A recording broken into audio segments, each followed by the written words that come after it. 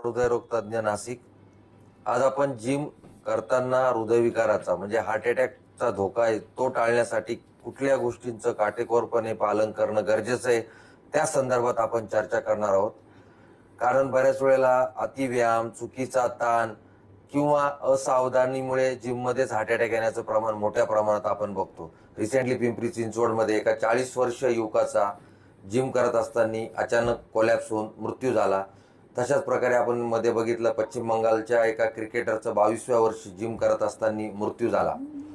तर ह्या गोष्टींमुळे मला असं वाटतं जिम करताना हार्ट अटॅक येण्या चा प्रिव्हेंशनसाठी जी काळजी घ्यायची त्या संदर्भात आपण चर्चा करूया।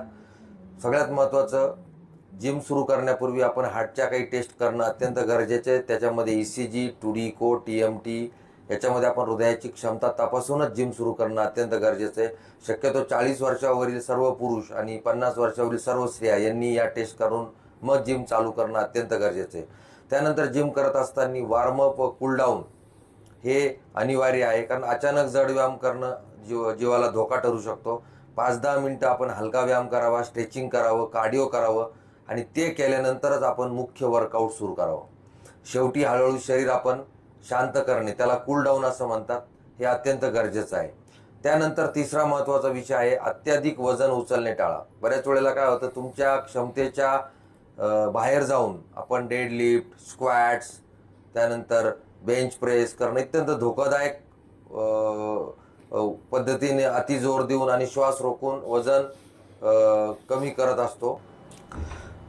तर ह्या श्वास रोखण्यामुळे हृदयावर प्रचंड प्रमाणात ताण येतो आणि त्यामुळे श्वास रोखून ठेवणं हे जिम करत असताना खूप रिस्की आहे। त्यामुळे व्यायाम करताना तुम्ही सहज श्वास घ्या, श्वास रोखू नका, कारण श्वास रोखल्यामुळे अचानक रक्तदाब वाढण्याची शक्यता असते। आता ओव्हर ट्रेनिंग सुद्धा करणं अत्यंत रिस्की आहे, कारण रोजचा अतिशय ताण देणारा व्यायाम हृदयासाठी अपायकारक ठरू शकतो। त्यामुळे शरीर थकलं आहे असं वाटलं तर तुम्ही विश्रांती घ्या। त्यानंतर हृदयविकार, BP, शुगर या ज्या पेशंट असतील तर त्यांनी डॉक्टरांचा सल्ला घेऊनच वर्कआउट ठरवावं।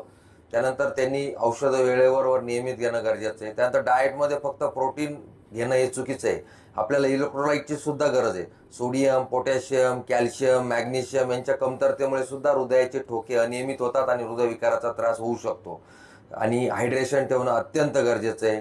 पाणी शरीरामधनं क्षार कमी होतात, पाणी कमी होतं, त्यामुळे आपण पाणी, नारळ पाणी, इलेक्ट्रोलाइट सोल्युशन या गोष्टी अत्यंत करणं गरजेचं आहे, कारण त्याच्यामुळे आपल्या शरीरावर त्याचा विपरीत परिणाम होत नाही।